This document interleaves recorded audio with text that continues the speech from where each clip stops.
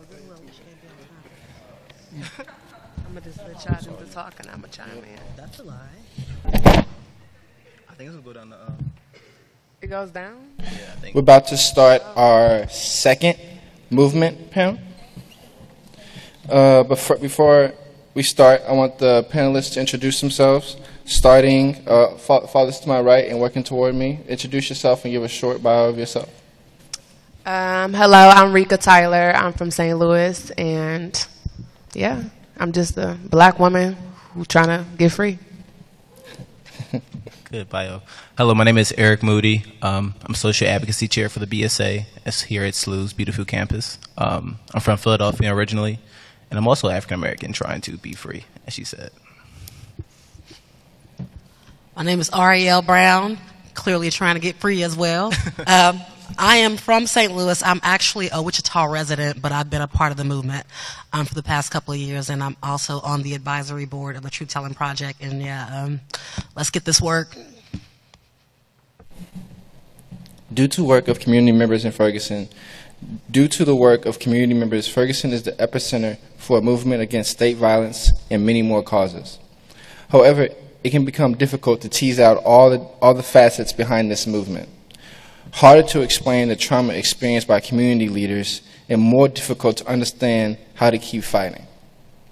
We're going to discuss with the panelists what made them to come out to organize, why did they continue, what are the future plans, and what is the role professionals play. But my first question I want to pose to the panel is, what resources are consistently a need for a community organizer, and how do you go about making sure those needs are met to the best of your ability? It's open to the panel. I think the biggest need for community organizers, a vast majority of them can't work the same jobs they did prior to this work, and that's either because from being targeted, your job's being targeted from you doing the work, or better yet, just realizing what your calling is and wanting to put 100% into it. So, I mean, you still have to have sustainability. You have to live. You have to eat. And some of us are parents, too.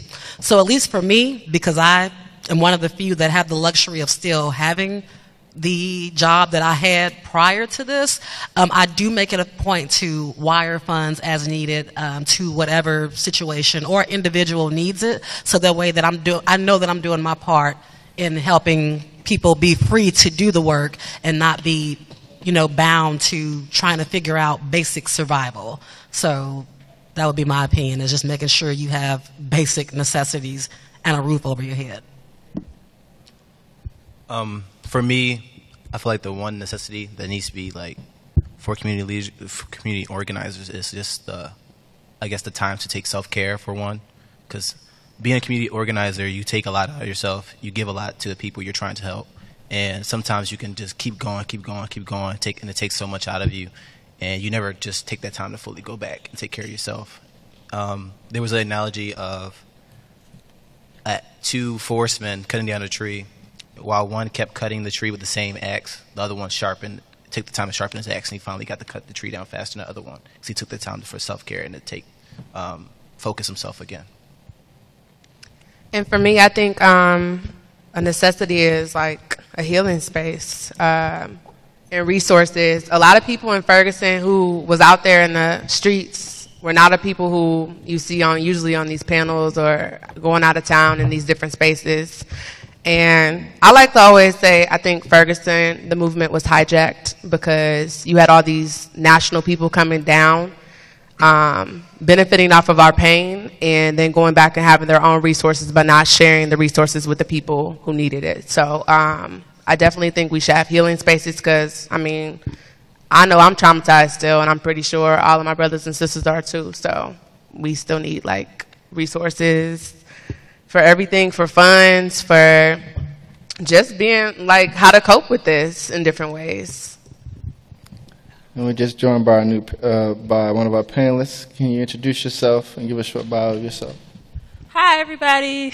My name is Alisha Sonnier. I'm a student here at SLU, and I'm also a part of a group called TribeX, which was kind of one of the grassroots groups formed out of Ferguson. And the question I posed before you came was to the panelists was, What resources are consistently in need for a community organizer, and how do you go about making sure those needs are met to the best of your ability? Do you want to say that? I mean, I think a lot of organizers and activists that I know sometimes end up self-funding their work to kind of get it started. I think especially like what I kind of found is I started doing the work and doing it more and more. A lot of money goes to like nonprofits and like organizations, and they do work, but they don't necessarily do the type of work that may bring the funds in, especially when you talk about Black Lives Matter. Like, you don't usually see a non-for-profit shutting down a business or institution or blocking a road or blocking a highway, and people who usually work for those nonprofits or in administrative ones or on their boards are usually are the same ones who get the funds, even though they don't necessarily do the work. So sometimes what you end up with is some infighting over who has what, but I think that's also why people saw a lot of organizations start out of Ferguson, because it was like, well, I don't want to have to keep going to nonprofits to get resources to get funds. If my name is Alisha and you associate me with Tribe X and you like the work that I do, you're going to give to Tribe X, and I can skip over this middleman and feeling like I have to kind of beg or plead for work, even though my pictures are the ones that you're sending to the people that you know to get the money in the first place.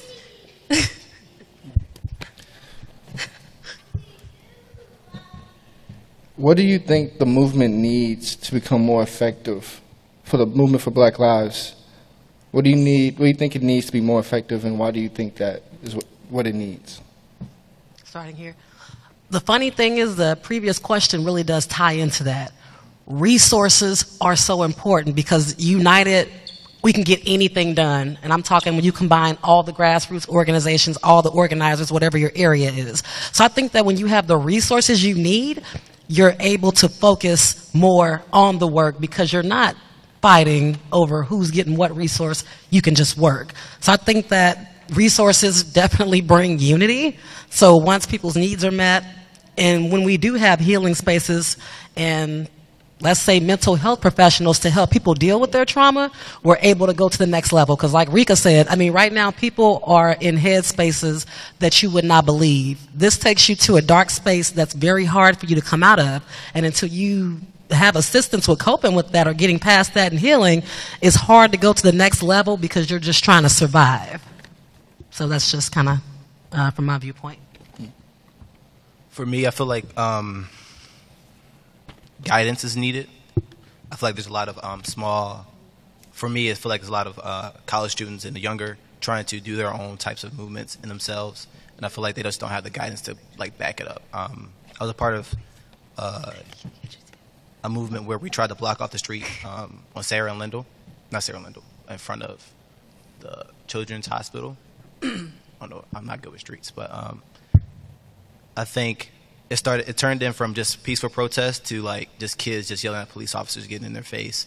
And I feel like without that peer mentor, without that like older guidance, seeing that situation through, it wouldn't have gone that way, and it wouldn't have escalated as it did quickly. I definitely think the movement needs more people that's willing to do the work, that's willing to sacrifice. Not everybody is going to want to do this work, and we've always been uncomfortable, so it's going to take people to be very uncomfortable, to lose friends, family, foes, work, everything. But I definitely think we need more people. Yeah, I agree with Rika. I think what the movement needs is for everybody to play their role. I think we need way less talkers, way more doers. I know there's a lot of folks, especially on social media, who love to chime in on what they thought this action was missing or what they thought this event was missing. And my thing is, whatever you think the movement is missing because you're not playing your role. You know what I'm saying? Like, don't be one of those people on the couch giving criticisms and talking about what's not happening, because what you know, and I believe that what you know and what you think needs to be done has value, but the reason it's missing is because you're not doing your role, and we don't all win unless we all play our part. And I'm not saying that you're gonna go, do something really risky. Maybe you have some information on food, and the thing that you do, like Six back there, is you give people some food education and teach people how to be healthy and bring those resources to marginalized, mainly people of color, poor communities. I mean, there's so many things to do. And when you talk about Black Lives Matter, anything that you talk about that's kind of more on the oppressed side has to do with this movement. So I definitely agree with Rika. Like, what the movement needs is for everybody to do their part, and everybody has a part. Like, if you're not doing anything related to the movement, you're part of the problem. what she said. Those last two comments really hit on my next question I wanted to get to was, how should people who want to get involved with the movement lifestyle, because it's a lifestyle that you have to incorporate into you, how should they do it? For example, should they join an organization, an established organization, freelance, educate themselves first, or create their own organization, just to give a few examples? I think that I'll kind of go back to my story on this to kind of tie that into how I see it. Well, I guess a lot of people, when they first came out to Ferguson, were not in organizations. I mean, there was maybe a couple of organizations that had been out there that people may have not been familiar with. I came out by myself, right? Like, I live in Wichita, but all of my family lives in North County, so Ferguson, Hazelwood, Mike Brown, his cousin, Brandy McSpadden, was a friend of mine in high school. That's how I found out about it, because she posted that someone had shot her cousin with his hands up. So I know for me personally, and this might be the same thing for somebody that's considering it now, there was this fire burning. I couldn't sit on my couch. I couldn't get comfortable. It was like, I need to be with my people. So what I started doing, and I'm a whole state away now, is hopping on the highway and driving 6.5 hours, and I would just find out on social media, okay, where are we at? All right, I'm there. So I think that the biggest thing with getting involved in the movement is you just have to start. Start connecting with people who are already involved. And honestly, in St. Louis, if you live in St. Louis, at this point, you have an idea of who's involved in the movement. I don't think there's one person, especially black person, in the city of St. Louis that's not linked to somebody some way to this movement, because we're all even friends on social media. So just don't be afraid to ask questions. Don't think it's too late. Because I've even had friends go, well, I wasn't out there early on. That's fine, come now. It's never too late. There's always going to be oppression. We're always going to have police violence, clearly, right now. So you don't have to necessarily come out and hop into an org. Figure out what your gifts are. Figure out what it is you bring to the table, and just show up. If you build, and one of my friends said this, and I do believe this, if you build it, they will come. You don't necessarily need a big organization. Just start. That might have been vague, but that's just me. She said pretty much every point I wanted to say. Took a right out of my mouth. I feel like, yes, you have to ask those questions. You have to self-realize like what you can do as a person and as being or going into the movement. For me, it was joining an org. I felt that just being a student role and just taking that quiet seat was doing me harm at the end of the day. And I just had to ask that question for myself, and so I chose to join an organization. But you just have to find your niche, which you feel like you can do as part of the lifestyle, the movement lifestyle. She pretty much said everything I wanted to say, but you did. That's why I was like, dang, that's everything I wanted to say. But pretty much you just need to show up.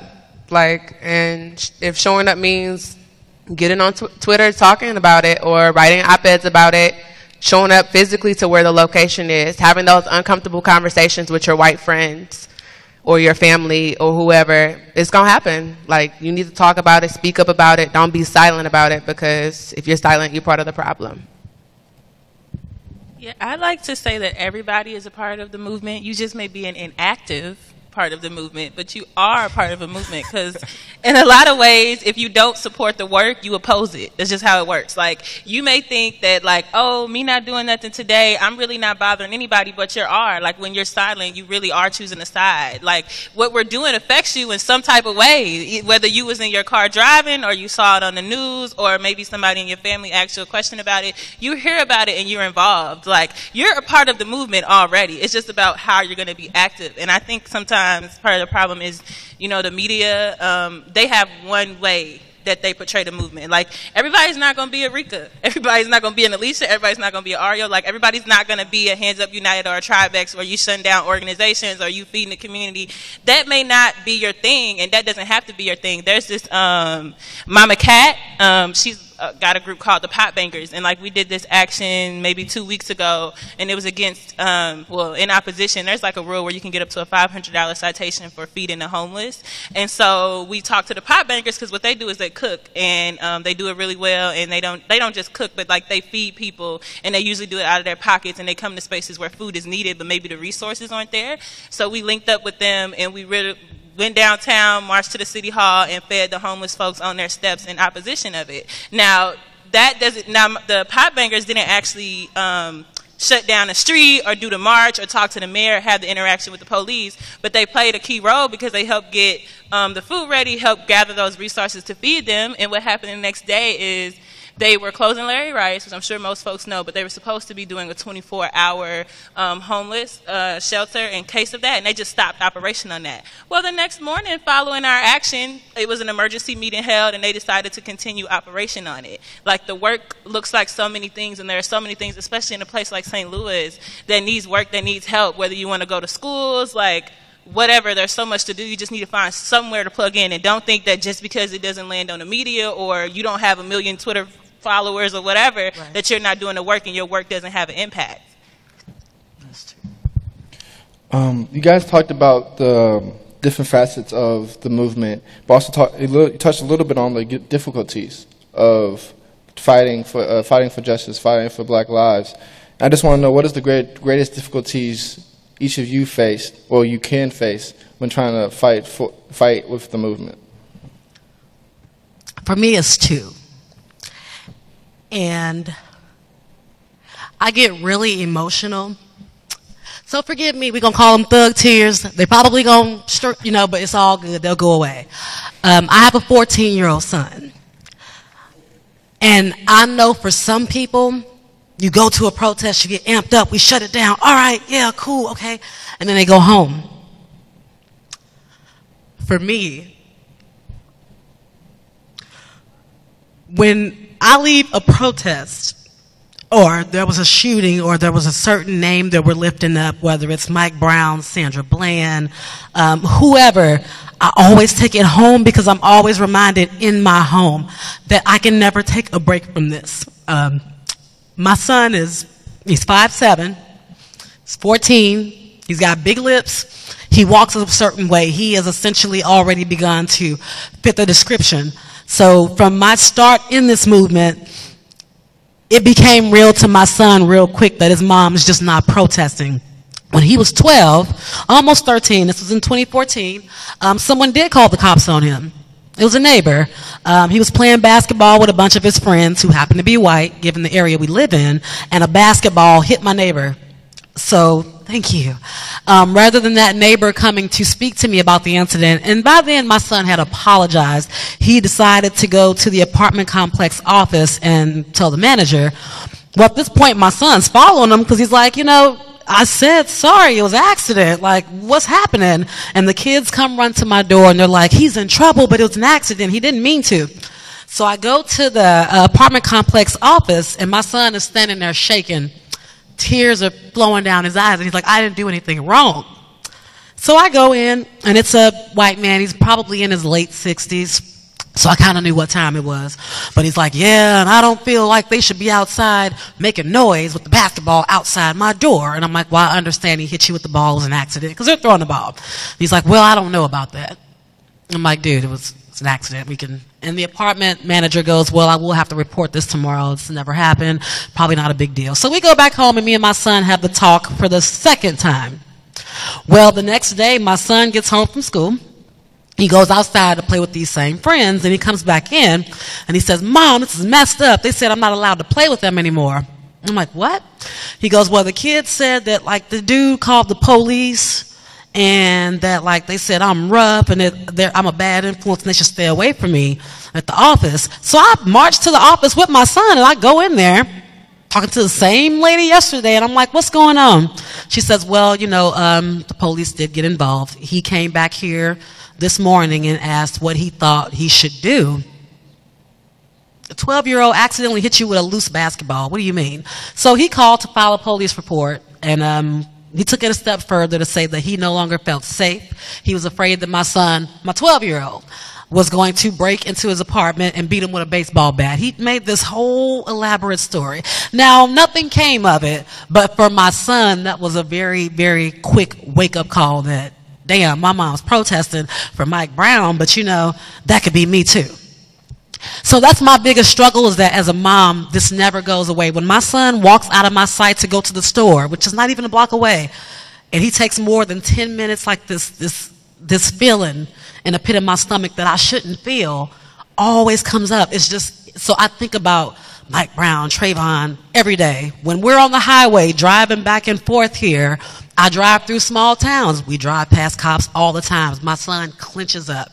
I think about Sandra Bland. I never not think about these people. So for me, there's never a time to decompress from this. Like, I don't know how to do it. So for me, I think that's probably the biggest part. The other biggest thing is, aside from being a mother, is being a woman. You learn really quick that sometimes you do deal with patriarchy and men having issues. Not all, because I mean, this woman right here led an action a couple weekends ago down at the courthouse. It was basically ran by the women. And that was cool to see them give them that space to do that, because it doesn't always happen. So it's sometimes getting fellas to understand, we're your biggest cheerleaders. We here, and excuse my language, but when shit hits the fan, we got you. So why do you have such a problem letting me lead you? Maybe letting me make a few suggestions. Because at the end of the day, I'm going to risk it all for you. But I'm going to need you to do the same thing for me in terms of respecting me. Risk your ego to listen to what I have to say, because I might be right. So, sorry that was long-winded, but that's my struggles. So, didn't cry. Well, for me, the biggest difficulty was, especially in the summer, was being a student while trying to be a civil rights activist. There was days where we stay up all night, or I'll just be thinking about all the things that's going on, and then I have to go to class the next day. And it's like, I'll have a test the next day, the day after. And it's hard just trying to do those dual roles and go into the classroom with all my white counterparts, and then have to go outside and still face some racial injustice, whether it be on Facebook or whether it be towards me. And so it was just hard just going through those dual roles and trying. And then it's also difficulty to find self-care in that, because I'm a student always, and I have to constantly be put in those scenarios, and then I have to constantly fight for my own justice, and then where do I find the time to, I guess, take care of myself in that? So that's my difficulty. I guess my difficulty for me will be doing this work for people and with people who have their own agendas. And let me say that again. Doing this work for and with people who have their own agendas. Doing this work for and with people who are not truly for black lives, all black lives. You have people quoting Asada, we must love and support each other. We must love and support each other. We must love and support each other. But they're condemning Corinne Gaines because she waved a gun or whatever they said she allegedly did. And for people who don't know, Corinne Gaines is a 23-year-old woman who was a mother, and she knew her rights. And she knew she wasn't about to stand down to them people. And you have people going in on her on Twitter, on social media, on anything, saying, well, she deserved to die. How can you say you're for black lives and then you're silent on what really transpired when that 5-year-old baby was shot, when the police came into her house, kicked her door in, and her baby was shot, and they fired first? You have black men out here who are just saying, oh, I'm going to protect my queens, I'm going to protect my queens, but then they all in their face doing all this extra stuff, disrespecting, all type of different things. So if you truly for the work, like, be for the work and be for the people who you're saying you're out there for. The shit is exhausting, dealing with this bullshit. I've been dealing with it for so long, and I'm tired of it. Tired of it. And I won't be dealing with it no more. So if you really gonna ride for me like I'm gonna ride for you, then that's what it is. But stay in your lane and stay away from me if that's what it is too. Yes. Yes.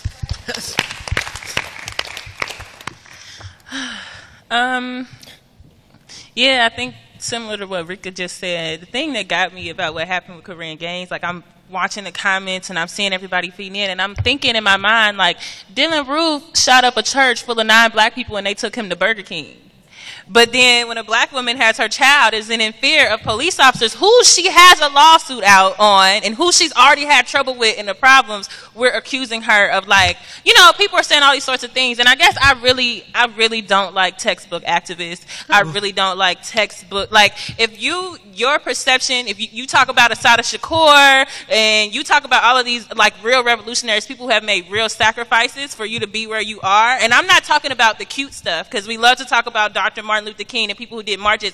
I'm also talking about violent self-defense, because I absolutely believe if somebody attacks you, you got the right to defend yourself. Them having a badge doesn't mean nothing. We've seen the videos. We know what's happened. Cops attack people all the time without being in the right to do it. And sometimes it's simply because they come into the situation already threatened. They're not approaching it trying to get an assessment of the situation. They've already assessed that she's dangerous or he's dangerous and we about to go. So I feel like everybody has a right to self-defense. And I just love it how, like, when cops do something, let's wait on the evidence. Let's wait on the story. Let's see what really happened. But when Corinne Gaines, a black woman, does something, or Sandra Bland gets pulled over, and because she knows her rights and is trying to defend herself, it's automatically, they trash, they deserve what happened, they deserve death. If all lives matter, please don't ever justify death. Like, please, don't come and defend death. If all lives matter and we 4 people living, let's be just as mad as we are when police get shot. Let's be just as mad when people get shot. Because in my mind, if you're a police officer, you also need to get some mental health education. You need to know how to deal with people who may not always be in their right mind, and your first instinct should not be to gun them down. We know how to get down animals, so you can learn how to get down humans without killing them. Sorry. And that was good. Yeah. No, I'm sorry. I'm not sorry. And I guess my other challenge outside of like textbook, whatever, that whole thing, I feel like intersectionality is like super important. So a personal challenge that I have is always trying to be real with my own self about when I may be being problematic or when I'm being a problem. Like, just as much as I'm pro-black, I'm for all Black Lives Matter. That means I have a responsibility to consider all Black life. That includes LGBTQ, that includes non-Christians, that includes people who don't identify with gender at all. And that takes a lot of work on my part because I'm super cisgendered, super femi, super like heterosexual. But that's like a little work that I have to work on within myself, because I never want to be someone all day who talks about getting free, but the work that I'm doing ends up creating another hierarchy that puts me on top and other people that look just like me on the bottom. So that's some work that I'm always trying to work on and do. I need to add one more thing on my end. I don't know how I forgot this, but a bigger problem for me is I also work in white corporate America. So, and I'm always the first and only black girl, and because of that, I'm held to a certain standard. It's like, all right, it ain't that many of us, so you gotta. There's this pressure on me to be perfect because they might not let another one like you in this position if you don't get it right. But a shooting happens, and you wake up the next morning, and you're dealing with all these emotions.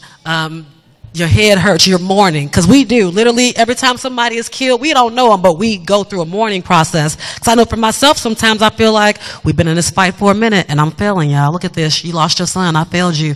You lost your daughter, I failed you. You lost your mom, I failed you. But you're feeling like this, and now you got to put on a suit, smile, and go out here in spaces, especially in Kansas, with people that don't give a damn about you, and that will see you in a room, and that will poke you.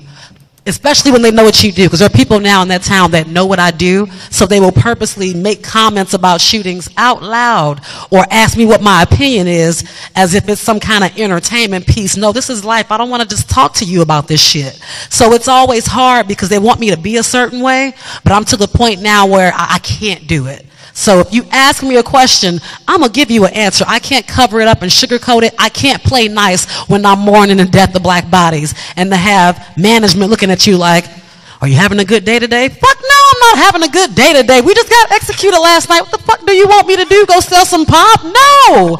So that's the hardest thing, is that you're trying to pay the bills, but you know it's not where you should be. It's not where your heart is. And ultimately, they going to let you go.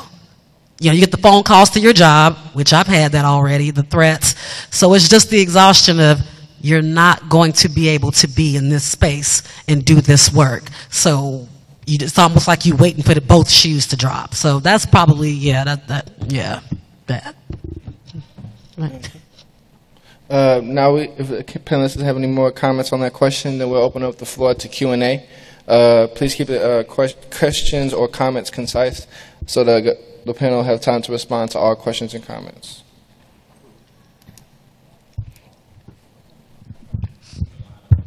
Hi, friends. So my question, I guess, is directed towards all of you, but Alisha, you talked about it a little bit. How do we continue within our organizations and within the work in general to center the most marginalized within our community? Like, what tangible steps can folks take to become more intersectional? One thing that I think is super important, if possible, is if you're working around a specific marginalized community that maybe you yourself don't belong to, try to get someone who belongs to that community to be in a leadership role and maybe actually step back. Maybe your job is to create the space for that to happen, but you step back and let it happen. So at the action that Hands Up did around, it wasn't say her name, what was it? Remember her. It was about women. So I'm sure there might have been men like Dub and Tough behind the scenes who did stuff, but they knew that, okay, right now we're centering black women and femmes, and we're going to step back and let them be in a leadership role and run this. Personally, I just think you got to be ready to always do something that needs to be better. Like, you're never going to do everything right. You're never going to have done enough. Like, you're always going to have something to do. You need to be ready for critiques, but there's a difference between, like, a critique and somebody just straight up trying to tear you down. Like, there's a difference between constructive criticism, as in I'm telling you this so you can do better next time, and I'm telling you, I personally don't believe in taking critiques from people not doing the work, period. So, like, if I'm trying to build a house, if you haven't built a house before, we're not talking. Like, you haven't built a house, we don't have nothing to talk about. If I'm doing this work, you're not doing this work, I don't have no critique. What are you talking to me about? You have no experience or idea about what I'm doing. But yeah, I just say just be prepared to mess up. Try to center folks, particularly outside of yourself all the time, and you're never going to do enough. Like, it's not your job to finish the work. It's just your job to do the work.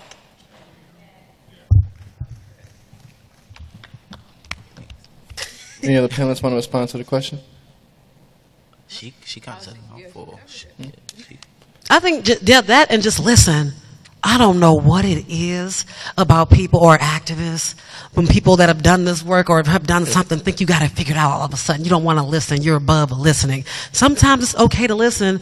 And if you're helping another marginalized group, sometimes instead of thinking that you got to figure out because you've done work in that area before, ask people what they need. What do you need from me? I don't know what's so hard about saying, what do you need from me? And be prepared to provide that if you can. Like, listen and ask. Just be of service, but listen. Yeah, and I would say create relationships too. Like, you know, if you don't have no relationships with nobody in that community or nobody in that area that you're trying to organize around, you probably shouldn't be doing it. And I don't mean like relationships that you created with an agenda so that you could do this. Like genuine, authentic relationships with those folks so that they feel like they can open up to you and talk to you. Yeah, humble yourself. Right. Next question. I just have a question because you mentioned about being in the corporate world and having to kind of be just like a small fish in these shark-infested waters. How do you cope with that on a personal level? I know you said you take it home because your son is there, and you know, like, how do you like de-stress from that? Do you ever just take a break from like social media or like? I just reactivated my Facebook page. I took 2 days in Vegas last weekend because I was just like, I need out of this. Here's what helps me in corporate America is that I don't have an office job. So I'm in sales. I'm always out in the field. So there have been some days where something happened, and instead of me going to that next meeting, I pulled over on the side of the road and I just had a good cry. A 15-minute cry, got out the way, got my bag out, fixed my makeup, walked in. Or actually, I'll call somebody. That young lady right there, that's Taylor. She's talked me off many ledges. So sometimes I will have to call one of my movement sisters like, look, I'm not feeling it today. Or I'll go home early. I'll go on record saying it. Because I have a job that has kind of flexible hours. There are some days I just can't. I have nothing left. And if I try, somebody gonna get snapped on. So it's knowing when to pull back for the safety of others. So that's also a form of community service to me. I'm trying to save your life on today. I'm just gonna go home and have me a snack. So that's what I have to do. Lemonade, and I play Beyonce Lemonade because sometimes that gets me through. And then I switch it up with Rihanna. Shout out to Black Girl Magic.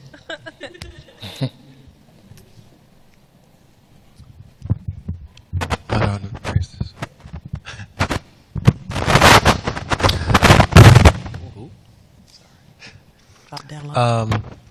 Dr. Martin Luther King Jr., when he was protesting, he was kind of in a minority. So Dr. don't feel bad if you feel like your people don't want to join you or get involved. But I think from a white perspective, I see, for example, Michael Brown, his mom said he had trouble getting through school, and I'm thinking, why did he have trouble getting through school? You know, I would like for him to graduate from high school. He did. Oh, that's you're right. I would like for him to go on to.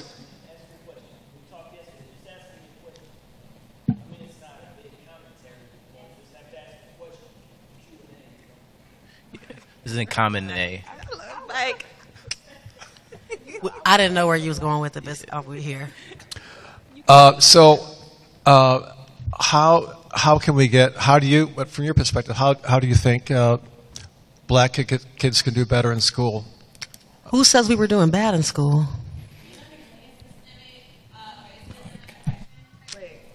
I don't know. I mean, okay, I guess I'm asking, do you feel that I got it, Taylor. Do you feel that black kids are doing bad in school? Do you personally feel that way? I think some of them are having trouble. Well, and again, systemic racism, that does play a role in that, because when you're in schools that are not accredited, when you have teachers that are teaching in schools that don't understand the kids, like have no type of cultural training whatsoever, and they're there to get a paycheck, and there's no books, and there is no guidance, it's very easy to fall by the wayside. Now, myself, let me speak on this real quick. I was a part of the desegregation program, right? So I was one of those kids that was given the opportunity to do better because my family sent me out to Parkway. But here's what happened when I got to Parkway. It was a better school, but I also had teachers who didn't give a shit about me. What really helped me out is that I just happened to have a counselor by high school and a coach who were both black women who both got it, who both saw something in me, and they pushed me. And it's only because of them that I got out and went to college. Because I come from the same neighborhood. I'm from Walnut Park. It was rough. We're talking walking home from school hearing gunshots. That was normal. In first grade, I ducked through the alley. You made it home and you were good. But it took people that gave a damn about me, because we're all smart. We're not stupid. We're actually quite bright. But we need the right people that are trained to deal with us to get our kids where they are. But shitty schools, yeah, kids gonna have problems. But Mike Brown was literally a few days from starting college. And last night we had a program to where his sisters and they all gave a testimony about the person he was versus how he was depicted in the media. That was also a good kid. No, I didn't. I was not saying that blacks do not have intellectual capacity. I believe that they all do. I just want to clarify. I love celebrating our blackness. Graduate from high school. Okay. Yes, I love it. What was that?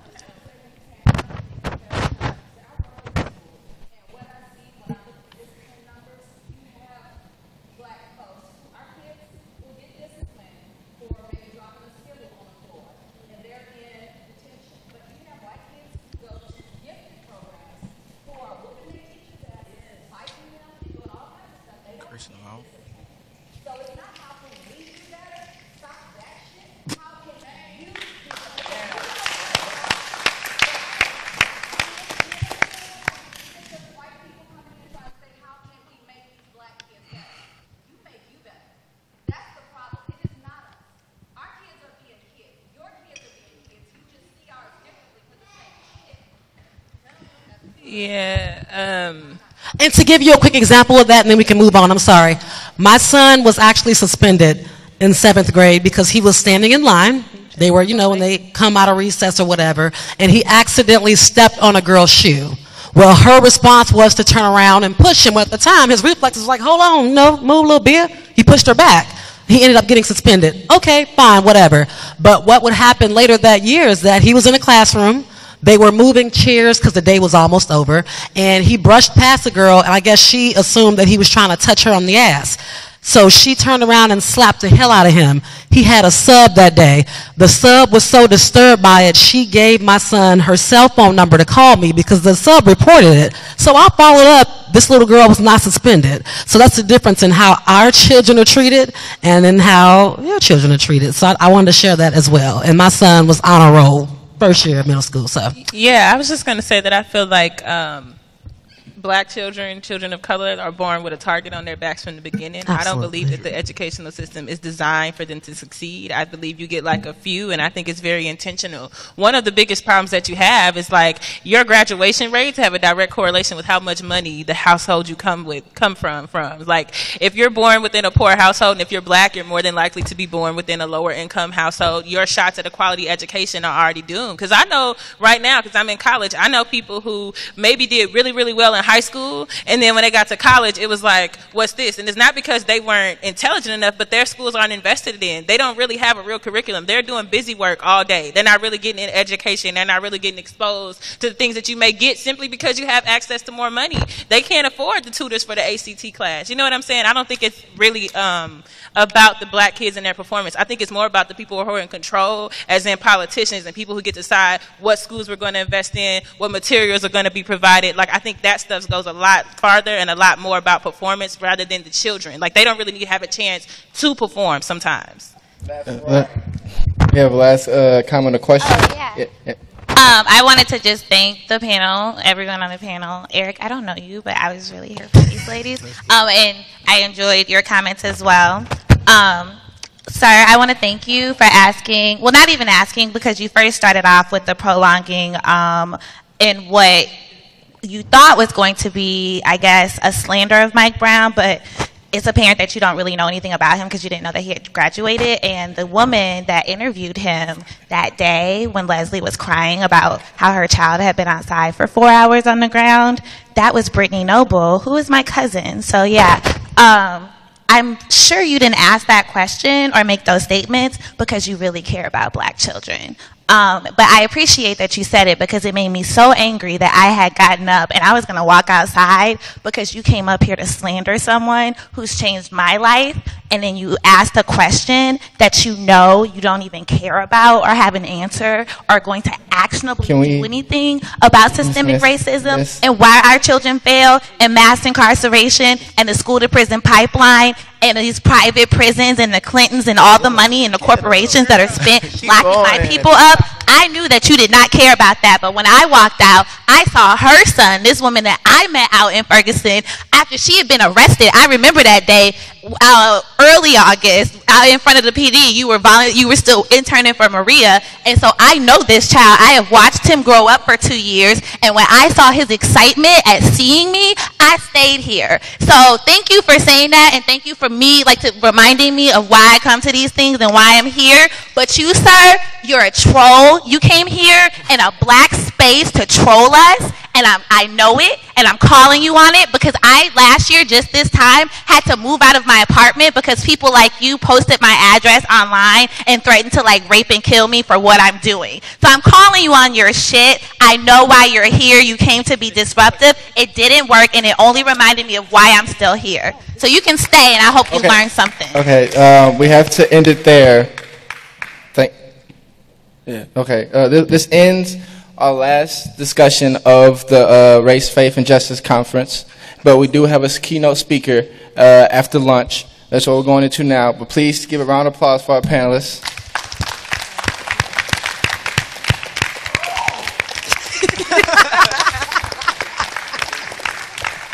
We are now entering lunch, and we have about an hour to eat, and then we're staying here for the keynote.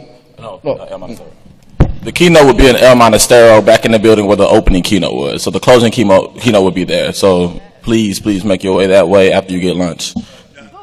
Yes. Address, I'll follow up with you on that. Give me 1 second. 3450 Olive. 3050 Olive. 3050 Olive. It's on Harris Stowe's campus. Why? I don't know.